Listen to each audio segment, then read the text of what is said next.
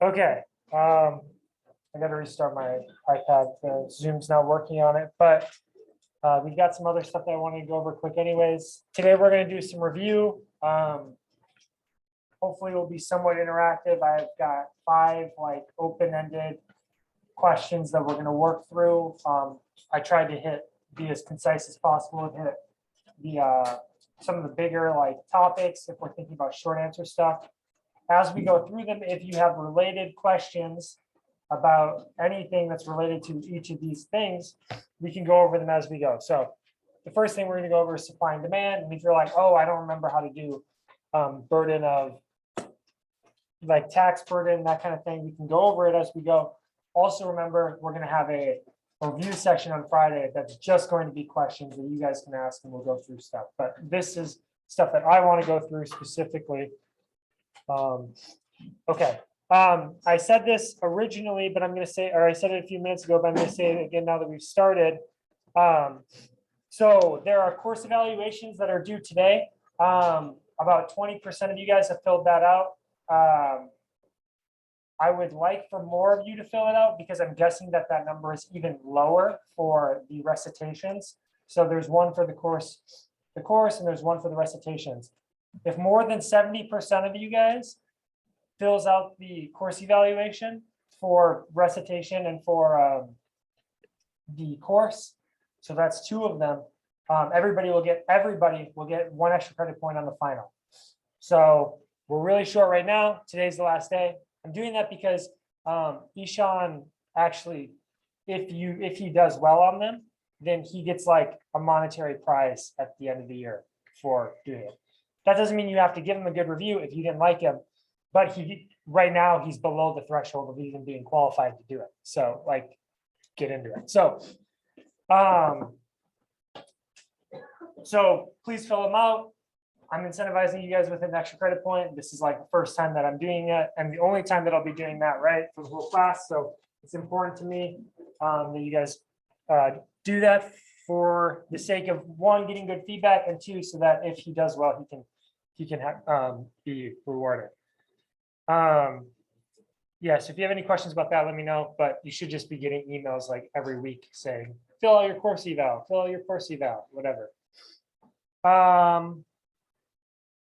Okay, next thing that I want to talk about was I put a bunch of materials up for you guys. I'm going to share the screen so that you can see. On Gradescope, or not on Gradescope, on Sakai. So you go to site resources and then you go to test materials. And then you go to the final, and then there's stuff for units 1. Unit 1 is all the same stuff from unit 1, but unit 2 and unit 3 have a bunch of new stuff. Okay, so a bunch of new questions that you can go over that I think would be good. Unit 3, a bunch of questions I think you could go over for each of the different groupings. I think we'll talk more about this, but I put some extra notes up here for the firm basics stuff because I realized we kind of breezed through that. And in office hours, it became clear to me that some of that maybe we're not like all squared away on that. So there's some questions on that.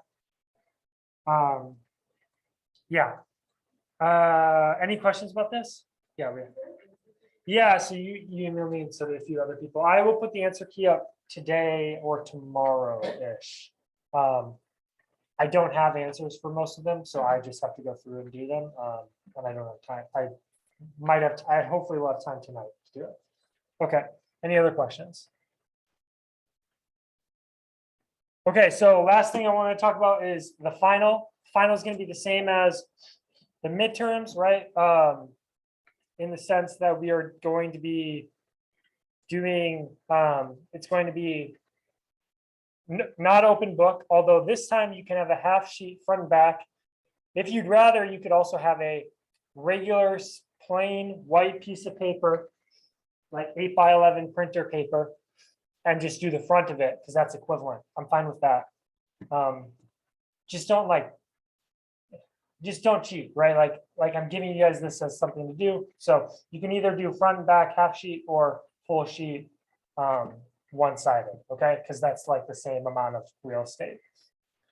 You can put whatever you want on there. I don't care. You can put literally anything you want at all on that sheet of paper.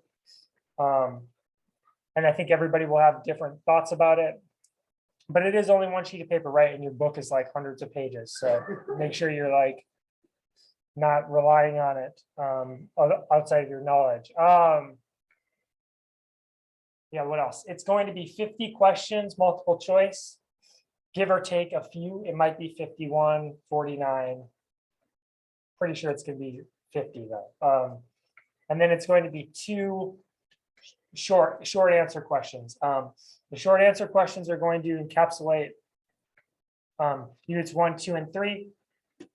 So that might be a hint for you guys, but also just like be aware that I'm not punting on any of the topics for many of the units. I just wanted to make that clear. Okay.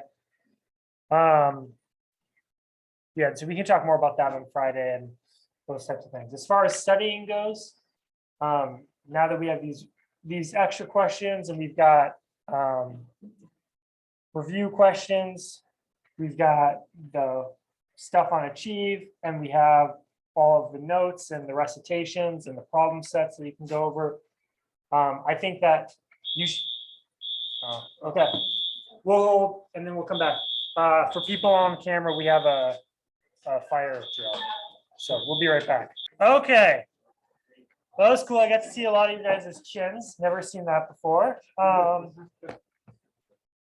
on a sec here.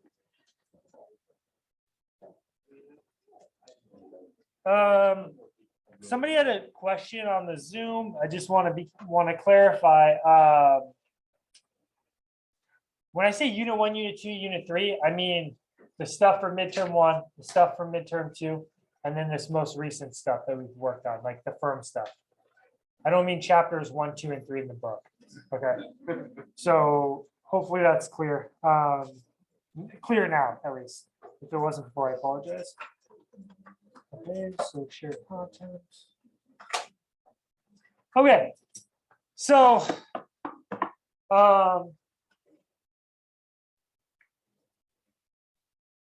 also I'm going to be putting a preference as far as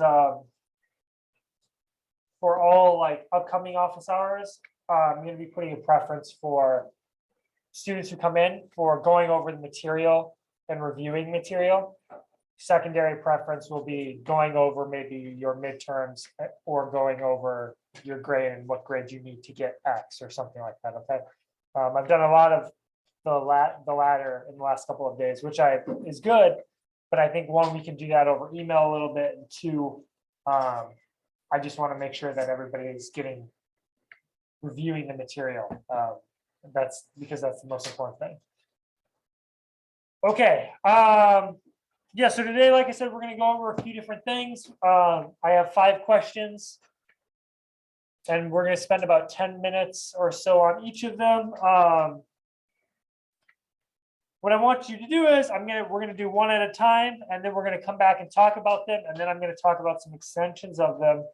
So the first question that I have, and you guys can work through these with people sitting next to you or whatever. I say whatever. If you don't want to work with people sitting next to you, that's fine.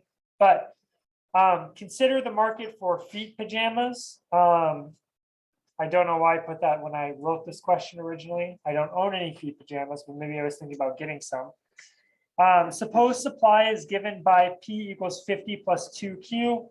Demand is given by P equals 20 minus Q. Graph these equations, labeling y-intercept axes, important points, and curves. Solve for equilibrium, price, and quantity.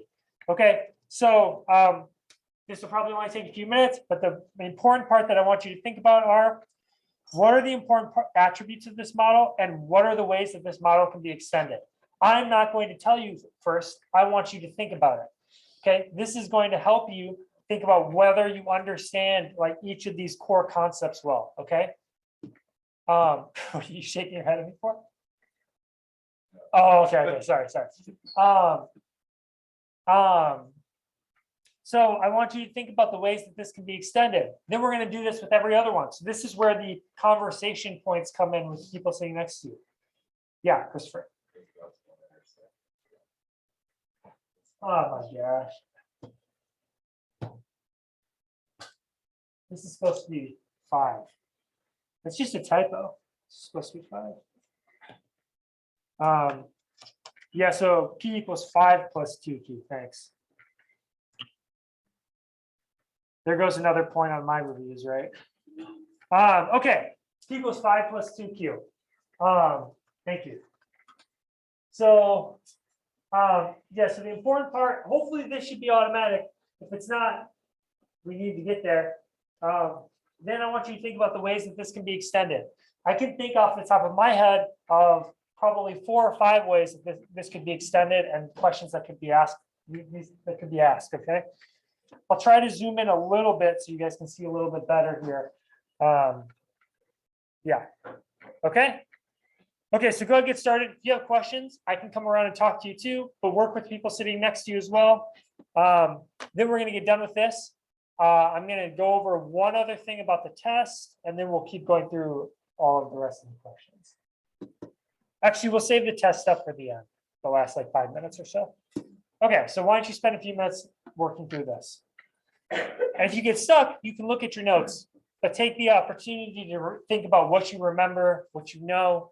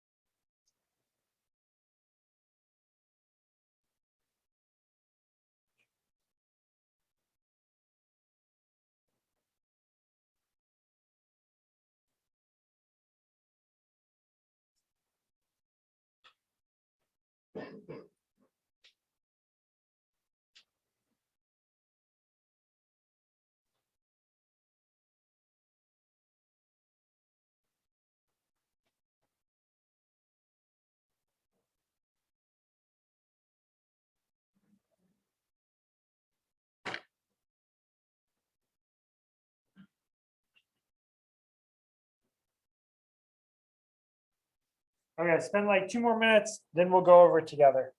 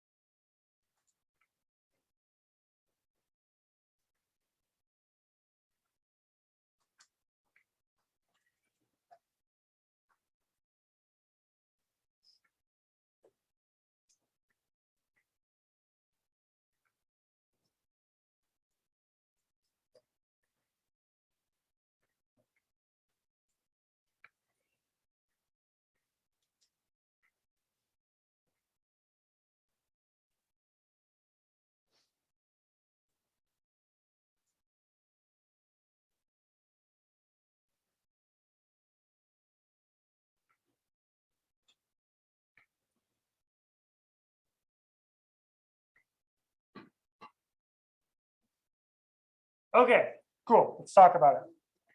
So we have these 2 correctly written down graphs for supply and demand. First thing we want to do, label y-intercepts. Also, if it ever just says intercepts, again, I only care about the y-intercept. So and I'll make sure that that's the case for grading, okay? So graph these equations, label things. So we have P, Q, because we have to label our axes.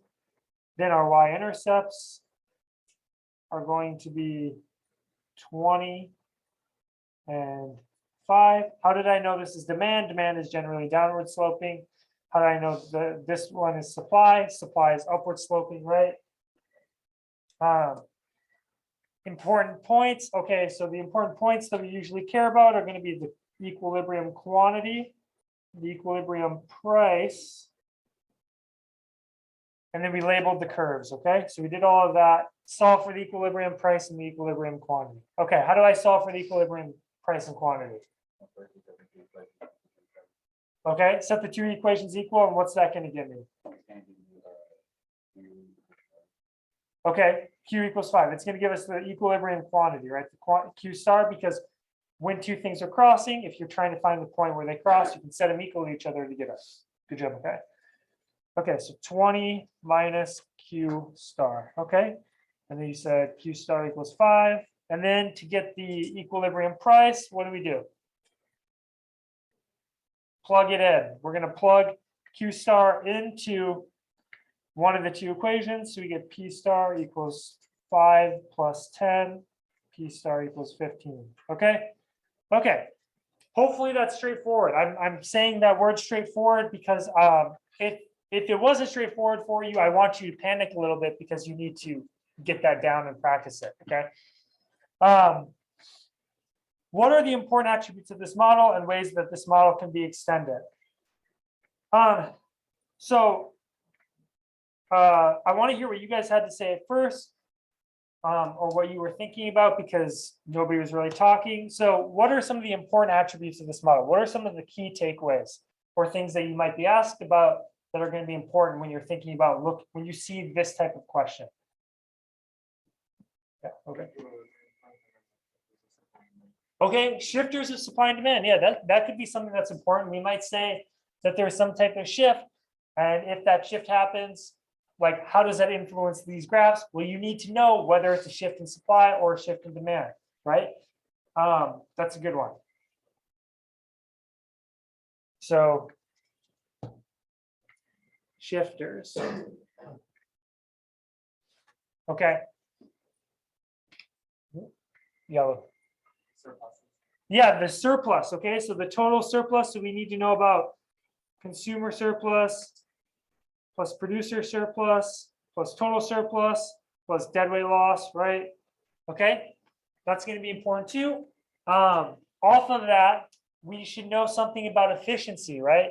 We should know that when there's no externalities, our equilibrium quantity is efficient, okay? Because we just have the marginal cost equals the marginal benefit, right? When the marginal cost equals the marginal benefit, we are at the efficient point. In the presence of externalities though, right? Okay, so that's another one. Externalities.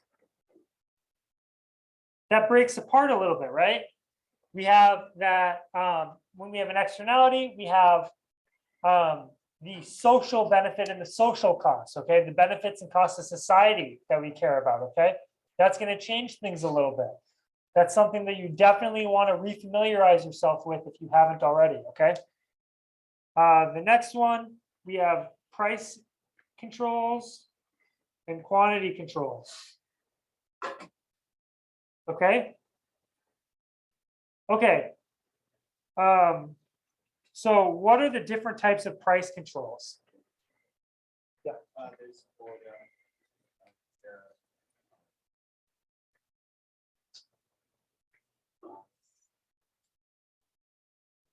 Okay, so you are right. There are quotas and tariffs, but when we're thinking of quotas and tariffs, when we're thinking of tariffs, we're thinking of international trade. You can also have a quota that's an import or export quota, but you can just have a straight up quota as well, right? Like we're limiting the domestic production, okay? And right now we don't have anything telling us that this is relating to like the world price, the world trade. So we're not thinking about international trade. Price ceilings, price floors, those are going to be the other two big price controls, okay? And then the last thing is government intervention, right? Taxes and subsidies, okay? Government intervention. Okay, and taxes, which is just taxes and subsidies. Okay, each of these are kind of their own individual thing, but they also relate to each other, right? If you have a Pigouvian tax or subsidy, you might be able to offset some sort of externality and get to the efficient quantity, right? If you just have regular a tax or a tax or subsidy and there is no externality, then we're going to generate deadweight loss, right? Okay, is that helpful? I think those are the things you want to go through. The next steps would be to fill out this equation and say, okay, what if there's a tax of $2? What if there is a subsidy of $2? What if there's a binding price ceiling? What if there's a binding price floor? Can I go through and solve algebraically and intuitively understand each of these concepts, okay? So if I were you, that's what I would do when I go home and I study. I would take this as the base and I would just go through each one of these, rewrite the same thing over and over again and see how things change, okay? I mean, obviously, given if you have time, okay? Any more questions about this stuff before we move on to the next topic? Okay. Next topic is, I want you to draw the graph for an aggregate economy in an inflationary gap. Be sure to label all curves, axes, the gap, and output levels. When I say output levels, I just mean the current output and the potential output. That's what I want you to label, okay? And then what are the important attributes of this model and ways that it can be extended? I can think of 4 for sure.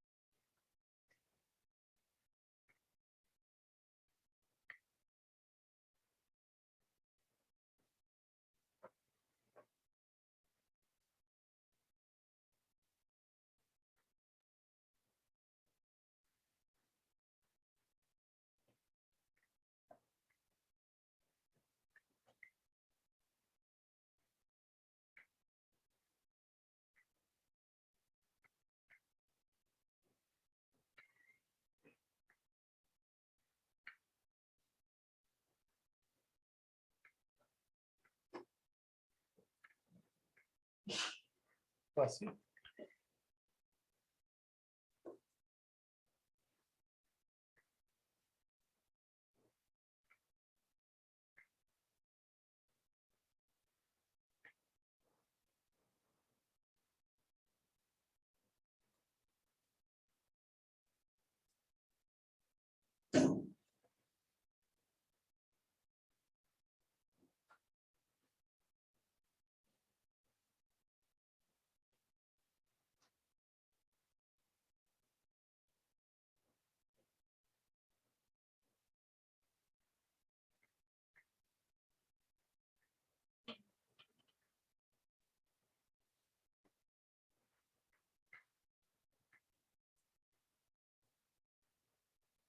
Okay, let's go 2 more minutes or 1 more minute on this, and then we'll go over all of them.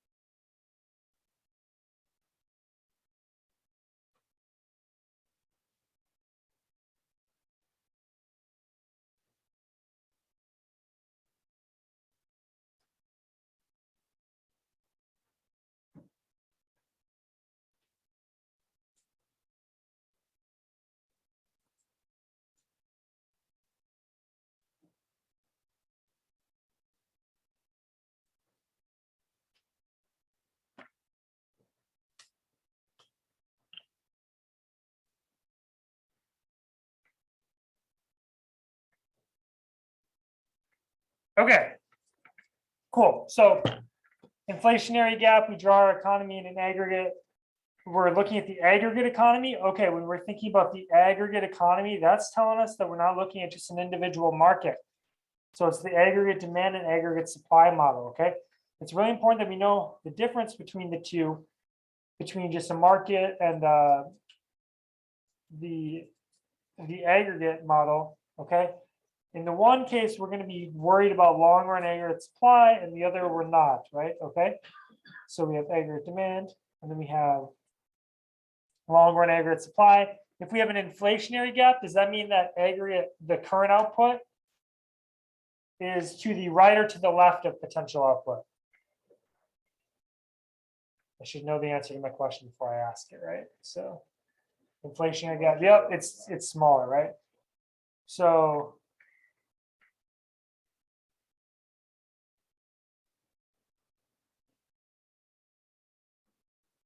no, that's recession. No, that's recession.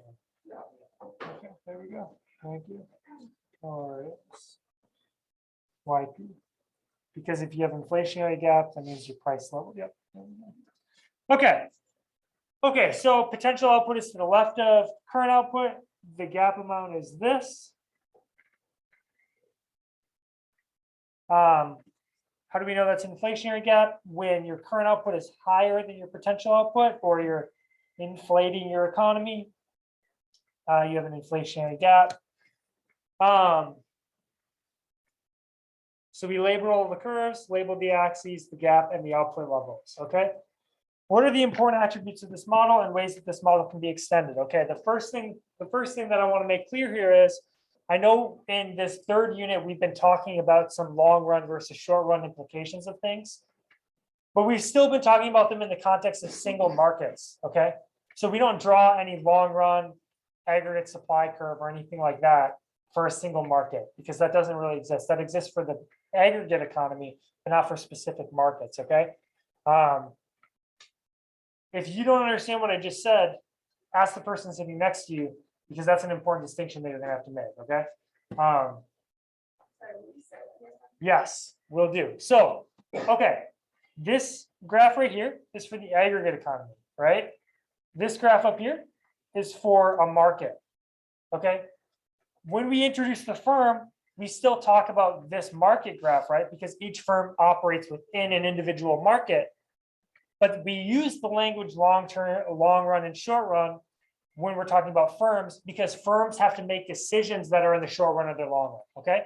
And just like with the aggregate economy, where in the long run, prices can change. It's the same idea here. Prices can change, or for the firm, you can increase your fixed out inputs. So you can buy a bigger building. You can get more machinery in the long run, okay? You can exit the market. Those things are important for the long run. And it's similar to what we talk about when we talk about the aggregate macro economy, but not quite the same, okay?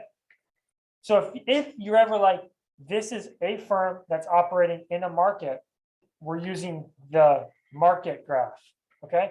If it says anything about macro economy, aggregate economy, long run aggregate supply, aggregate demand, we're looking at the aggregate economy graph, okay?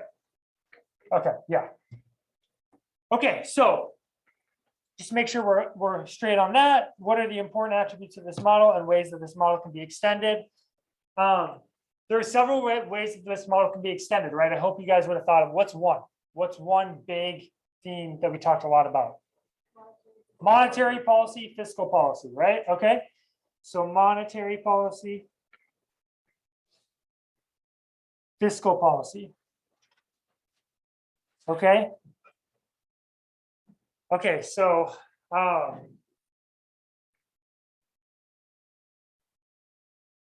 as a group, we didn't do so hot when we talked about this when we did the last midterm on this. So I just want to make sure that we're all set, that you understand each of these concepts. Definitely, at least at the overview, big picture level, right? Monetary policy, we look at the money market, okay, right? We know in the money market, that determines the price of money, which is the interest rate, right? The money supply is completely inelastic because the central bank, or in the United States, the Federal Reserve, controls the supply of money, okay?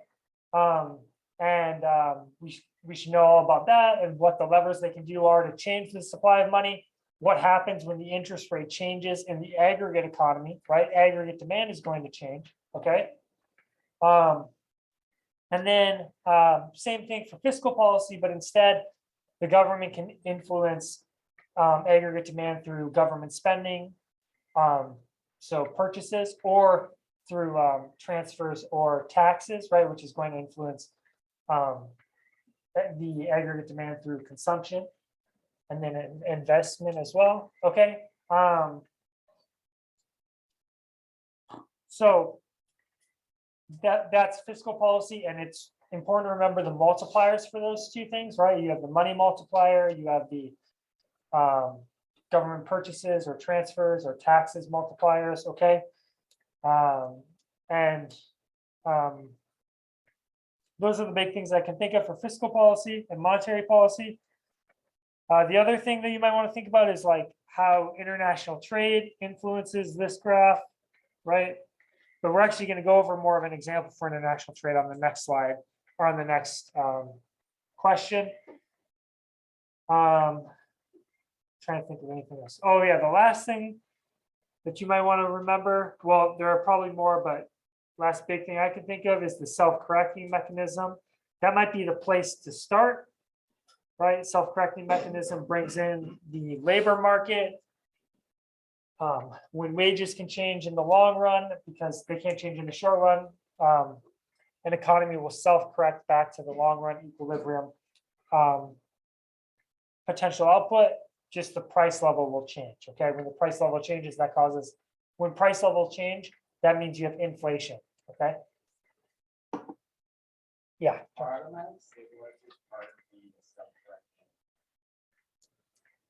Our automatic stabilizer is part of the self-correcting mechanism.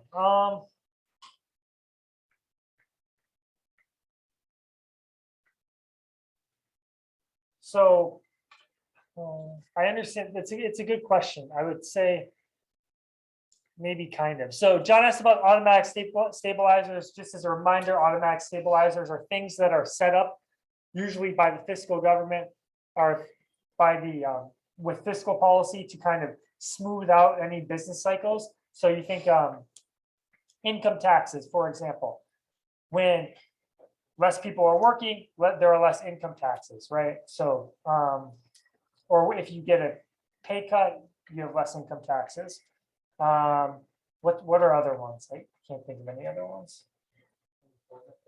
Unemployment benefits, yeah. So there's automatic unemployment benefits. Those are just transfers that will increase consumption, right? And increase aggregate demand as your economy, as less people are being employed. That's a good one too.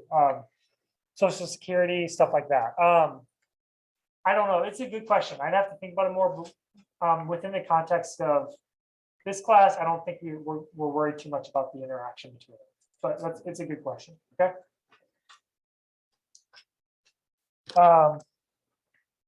Okay. Any more questions about this? Cool. Okay, let's go to the next one. Now we're going to talk a little bit about international trade. Okay, we didn't talk so much about this.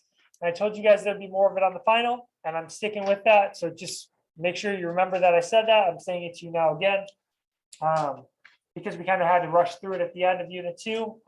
It definitely is going to show up on the final. So just make sure you're reviewing that and asking questions and working on it with your classmates. So draw the market for sushi in the US. If the US is an importer of sushi and free trade is allowed, okay? And then what are the important attributes of this model and ways that it can be extended? When I say ways that it can be extended, what are kind of the next level questions that we ask after this first question, okay? So why don't you spend a couple minutes doing that, and then we'll talk about it.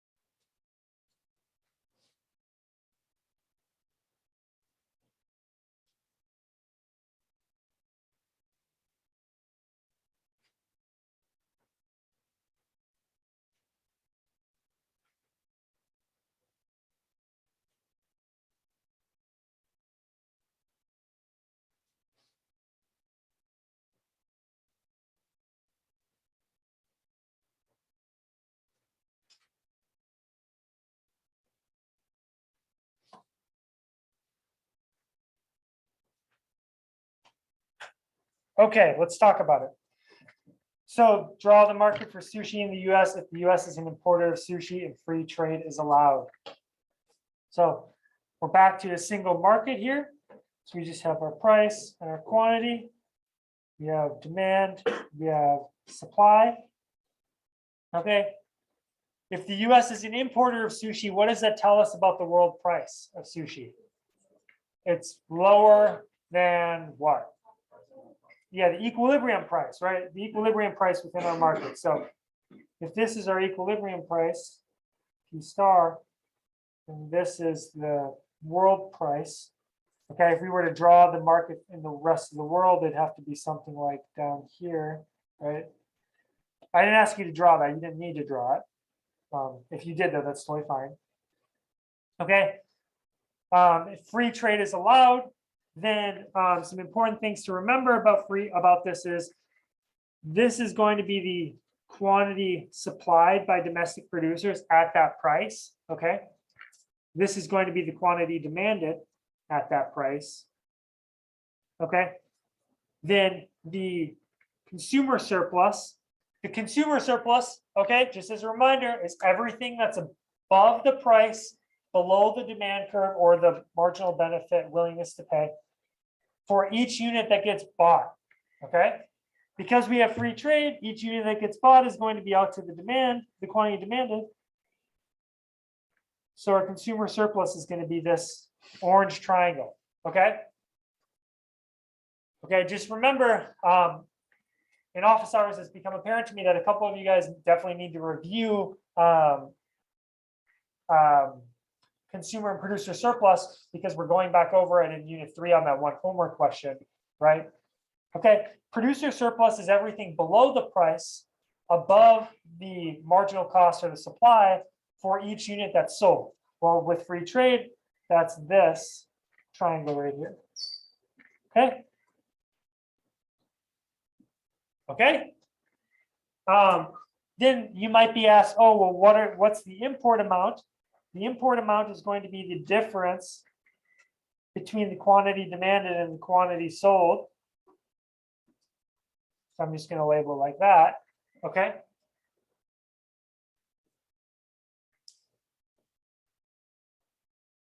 Okay, then what are ways that this model can be extended? The first one that I can think of is, well, we could have some kind of government intervention, right? We could have tariffs, we could have quantity controls, right? We could have quotas, right? So tariffs and quotas, and what are the implications of both of those for total surplus, right? The idea is with the tariff, you're going to generate less deadweight loss, because the government is going to get some of that money in tariff revenue, right? And they can put that back into the domestic economy. If you have a quota, what's going to happen is there's going to be quota rents, or the people who in the foreign producers who are able to sell the good are going to be getting a higher price, and they're going to extract that surplus. So doesn't stay in the domestic economy, right? And so we're going to have more deadweight loss generated in general, all else equal, than a tariff would. Okay, that's only if we get to the same quantities for those two things. Okay, so make sure you review that, right? Like if we had a quota, if we had a tariff amount of, let's say, $1, then that means that if this is the world price, the tariff price is going to be $1 above, right? This is going to be the price with the tariff. And then we're going to have a new quantity supplied, new quantity demanded, and a new import amount. Okay. And then the consumer and producer surplus will look different. Okay. So make sure you review that. The next thing that we're worried about that we might want to think about is, why do we care about this in the context of macro? Why do we care about it in the context of macroeconomics?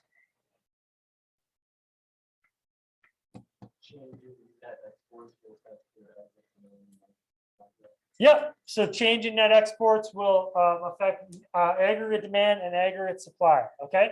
Specifically, it'll affect that graph. It's going to affect it through the aggregate demand graph, because net exports are one of the components of aggregate demand and real GDP. Okay. So that's why we care about this in the context of macroeconomic, like why we introduced it in macroeconomics. If you go take international trade as like a elective, if you're an econ major, you'll find that it kind of straddles both microeconomics and macroeconomics. But we introduce it here because we're talking about it in the context of the aggregate demand curve. Okay. Okay, so connects back to ADAS model.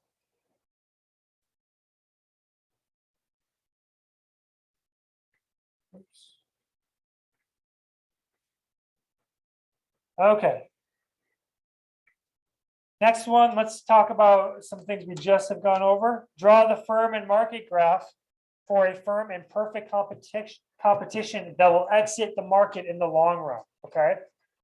What are the important attributes and ways that this can be extended, and how is this different from other market structures?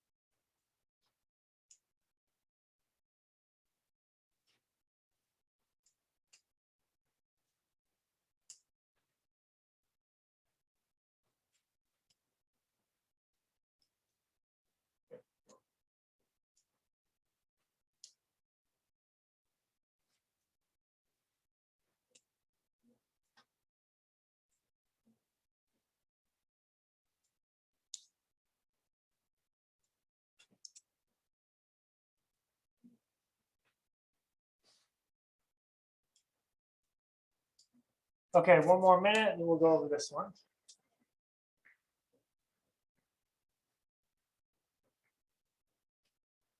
I want you to really think about how this is different than other firm market structures, okay? And make sure that you know. If you don't know, then you'll be able to find out when we talk about it and review, okay?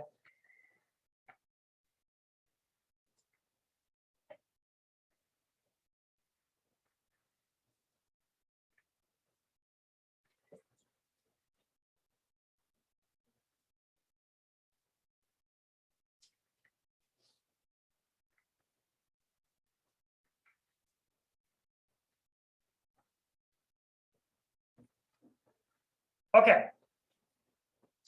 Draw the firm and market graphs for a firm in perfect competition that will exit in the long run. So we have the market graph.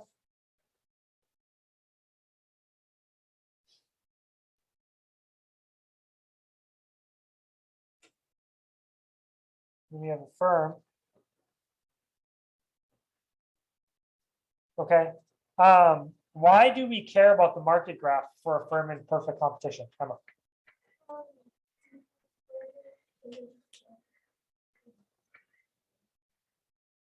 Yeah, so yep, so exactly where they intersect, where the supply and demand cross is where the equilibrium price is. And in perfect competition, we have a we're price takers. So we just take the market price as given, which is then our marginal revenue. So exactly what you said, I just said it in a more long-winded way. Okay. So the price is equal to marginal revenue. That's different than, say, a monopoly, right? Where a monopoly has the ability to choose its price up to the demand, and because it's the only producer, it faces only the demand curve. So it figures out, okay, what's our optimal quantity? And then let's choose our price. In this case, you take the prices given, and then we care about the marginal cost.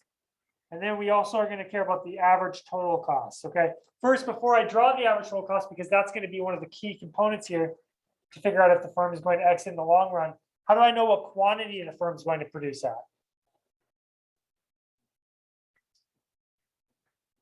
Yeah.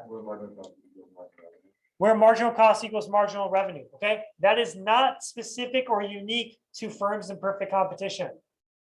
Okay. Every single firm.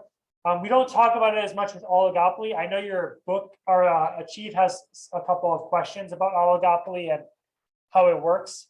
The short answer is it's pretty similar to just the oligopolists acting like a monopolist. But you can just skip those questions in Achieve if you want, because we're not going to be going over any of them. And if you're like, I don't know what you're talking about, that's fine. Just means you haven't ran across them yet. Okay. But if you see like a duopoly and how do they interact or whatever, I decided to introduce game theory instead, because I think that that's just as, if not more important, for how you think about oligopolies in microeconomics. Okay. But anyway, so monopolistic competition, perfect competition, they all choose their quantity based on where marginal revenue equals marginal cost. Why is that the quantity they choose? Because that's the profit maximizing quantity. Okay. If you're not like, oh yeah, I understand why that is, you need to think about it a little bit intuitively, right? If this is the quantity I'm saying that we should produce at, if instead we produce a little bit to the right, then the marginal cost is higher than the marginal revenue for that last unit that just got produced, which means we'd be better off not producing that unit because we're losing marginal profits, right? And if we were a little bit to the left, the same thing. The marginal revenue would be higher than the marginal cost for the next unit, so we might as well produce that unit because we'll get more profit. Okay. Okay. Okay, so that's all the key stuff for perfect competition. And for the other things too, as far as picking quantity. But how do we know whether or not a firm will exit the market in the long run?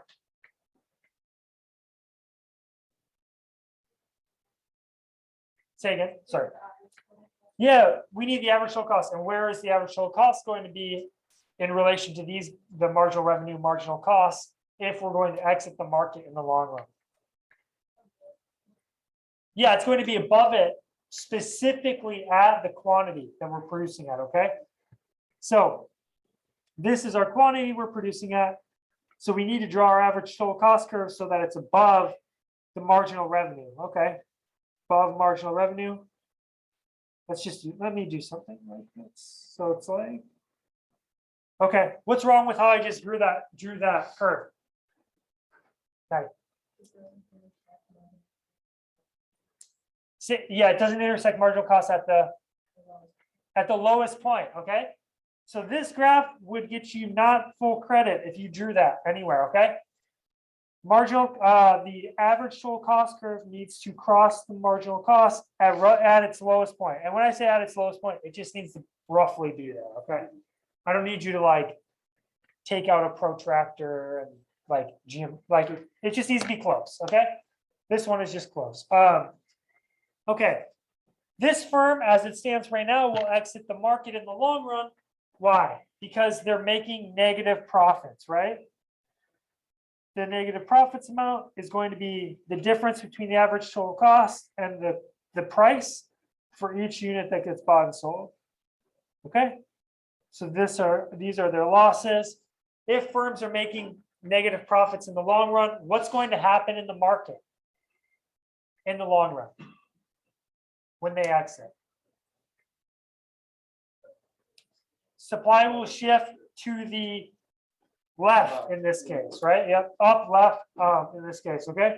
Until it gets to the point where the marginal revenue, the price crosses the marginal cost, crosses the ATC, like that sweet spot, okay? So until we get up to this point,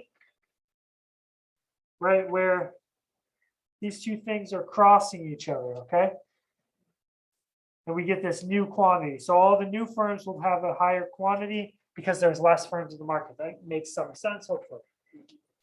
Okay, so we already talked about how you can extend this model a little bit with like, how do we actually get to our long run? So this right here is long run equilibrium, okay? Long run equilibrium is when you have zero profits. Okay, so that might have given you guys an answer for the midterm or for one of the problem sets questions, but that's okay. Okay, and so let's talk about how this is different than other firms, other firm structures, right? So if you have a monopoly, you're not a price taker, you're a price maker or a price setter. I can't remember which one we call it. And you face the demand curve, and the demand curve determines your marginal revenue curve, right? The slope of the marginal revenue curve is twice the slope of the demand curve, okay? And then you pick the quantity based off marginal revenue equals marginal cost, and your price is based off of that quantity, plug it into the demand curve, okay? You can make positive profits in the long run. Yeah, and then there's a good extension of all of that in the problem set. So if you think like, okay, I understand this, do the problem set question on that and see how you do on it, okay?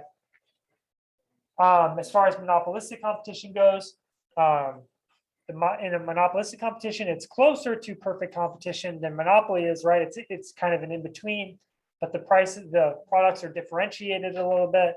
They still face their market demand curve. But because there are goods that are substitutes of each other within a market, or sorry, goods are substitutes of each other. If you're making positive profits, then in the long run, your demand for that good will shift down or shift to the left as new products come in, and your average total cost will shift up a little bit in the long run. Okay. Like I said, we're going to focus mostly on the first one, but that's all we're going to talk about for that. Okay. And so just like perfect competition, in the long run, monopolistic competition makes zero profits, okay? So perfect competition, you're price takers. Monopoly, your price, yeah. So for this graph, when supply is less, when it goes back to onward, equilibrium, and then supply goes up. But in the other graph, supply is going. In what other graph? I'm sorry. In the left one, Oh, yeah. So you're saying the total quantity? yeah, what is that? Yeah, that's okay.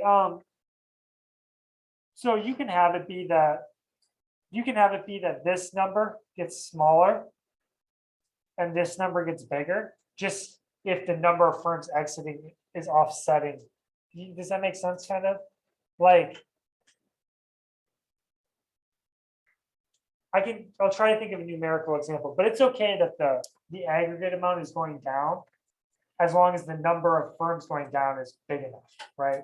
So like the other thing, we have the little q going up, big Q going down. The only thing that we're missing is the number of firms. So we just would need to know what the number of firms are. And if the number of firms is going down sufficiently enough, then those two things can both happen. Is that helpful?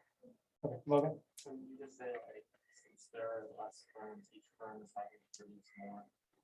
Would that be like Well, yeah, that's like kind of what's going on here, but it's like, even though each firm is producing more, the market quantity is still lower. But that's fine as long as enough firms have left the market.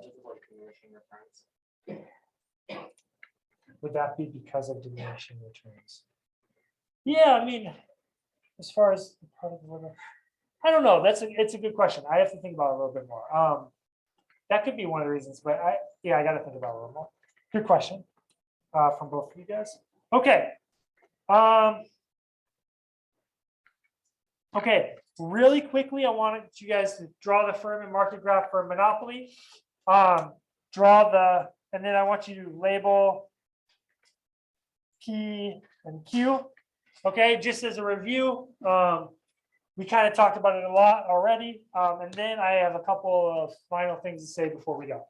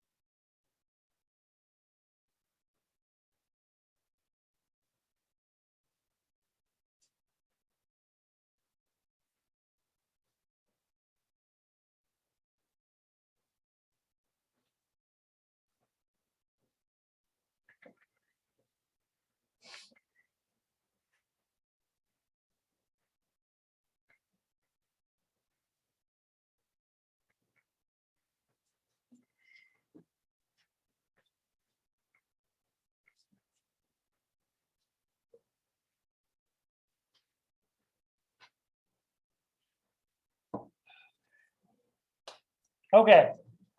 I know that was quick, but let's just go over it so we have enough time to finish out. So kind of a little bit of a trick question here, right? Draw the firm and market graph. There's only one graph, right? Because the monopolist faces the demand curve because they're price setters. Their marginal revenue is twice the slope. You don't need to like make sure it's twice exactly. Okay, just make sure it's steeper. I don't care too much. Okay. And then you draw in your marginal cost, right? And then the quantity that they're going to choose. The quantity for the monopolist is going to be where marginal revenue crosses marginal cost. Their price that they choose is going to be up to the demand curve. How you figure out algebraically what that is once you get the quantity, you can just plug that quantity into the demand curve, right? Because this is just a quantity price pair. It's just QM, PM, and it's dictated by the demand curve. Okay.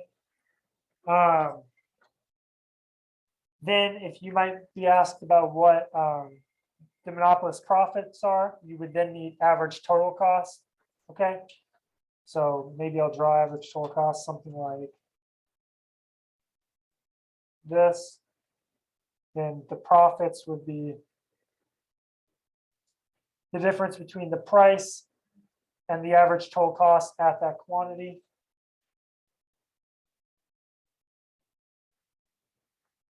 And then if you might also be asked about deadweight loss. Well, deadweight loss is what? It's the difference between the marginal benefit and the marginal cost for each unit that we're losing at the efficient quantity. So if demand equals the marginal benefit, then the equilibrium quantity is right here roughly, right? And so we are losing this amount of surplus because we have a monopoly, okay? In your problem set, you have a question that talks about price controls and how when there's a price control, the monopolist can no longer choose the quantity where MR equals MC. They could choose that quantity, but because the price ceiling is binding, they're better off choosing the quantity that's at the demand curve. Okay, that's a big hint for you. if you haven't done the pump set yet. Yeah, Emma? Um,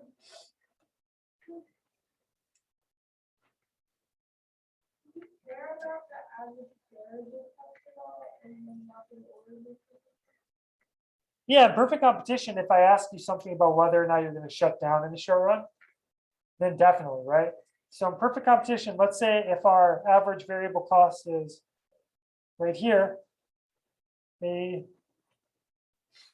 erase this. If our average variable cost is at 1, then we're gonna shut down in the short run, okay? Because the average variable cost at that quantity is higher than the price.